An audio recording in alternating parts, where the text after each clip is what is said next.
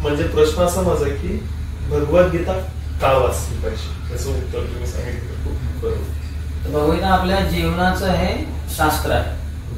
जसं आपण समजा एखादी वस्तू खरेदी केली, मोबाईल, तर त्यामध्ये भरपूर काही बटन्स आहेत, भरपूर काही फॅसिलिटीज आहेत, पण ते सामान्य व्यक्तीला कदाचित माहिती नसेल.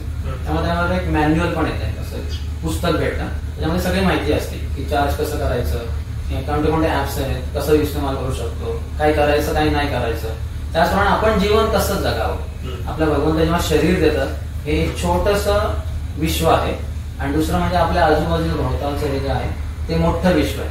त्या दोन्ही गोष्टी आपण कशा ऑपरेट करायच्या, कशा उपयोगीमध्ये आणायच्या, त्याचं सगळं शास्त्र हे आपले वैदिक ग्रंथ आहे. त्याच्यातलं मूळ जो सार आहे ते भगवद्गीता आहे. असं म्हटलेलं आहे की सगळ्या शास्त्रांमध्ये जे काही आहे ते तर भगवद्गीतेमध्ये आहेच आहे. त्याच्या व्यतिरिक्त भगवद्गीतेमध्ये आणखीन अशा भरपूर गोष्टी आहेत ज्या बाकी कुठेही शास्त्रांमध्ये नाही आहे. त्यामुळे हे एकदम कंडेन्स मिल्क जसं असतं तसं एकदम वेदशास्त्रांचं एकदम सार आहे. सो आता काय होतं, मार्केटमध्ये भरपूर भगवद्गीता अवेलेबल आहे. सो वेगवेगळ्या मी स्पेसिफिकली नाव नाही सांगू शकत. त्यातलं इस्कॉनचीच भगवद्गीता का वाचली, म्हणजे असं तुमचं मत? ही गुरु परंपरेमध्ये येणारी भगवद्गीता आहे. भगवद्गीता त्या एका कोणी विचारवंत असतो, त्याच्या आपल्या विचारानुसार तो काही लिहितो गोष्टी. म्हणजे ह्याचा मतलब असं आहे की, म्हणजे अर्थ असा आहे की ज्या पद्धतीने एक विचारवंत त्याला वाटतं की अशा पद्धतीने ट्रान्सलेशन त्या गोष्टी होऊ शकतात. त्यामुळे या भगवद्गीतेचं नाव आहे भगवद्गीता जशी आहे तशी, नाही की जशी मला पाहिजे तशी, जशी असावी कदाचित अशी नाही, जशी आहे तशी. त्या 4 परंपरा आहेत. भगवान कृष्ण हे ज्ञान 4 व्यक्तींना देतात. एक म्हणजे भगवान शिवजी, शंकर, त्यांच्याद्वारे मग रुद्र संप्रदाय येतो. मग नंतर ब्रह्माजी या सृष्टीचे पहिले करता आहेत, पहिले इंजिनियर आहेत, तर त्यांना हे ज्ञान दिलं जातं. त्यांच्याद्वारे संप्रदाय येतो, त्याला म्हणतात ब्रह्म संप्रदाय.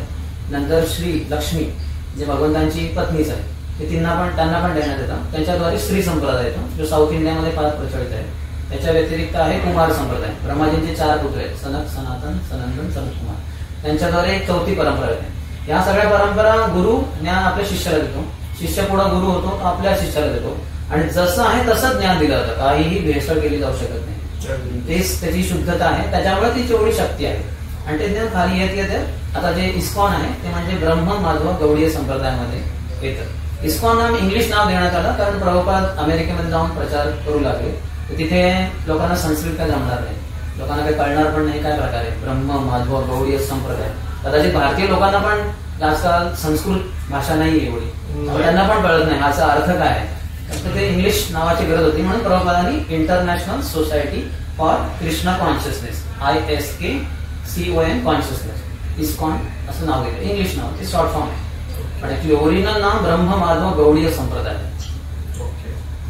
तुमचं असं मत होतं की एक लाईफ साठी कुठल्याही व्यक्तीच्या एक पुस्तक बनलेलं आहे, भगवंतांनी म्हणजे भगवद्गीता.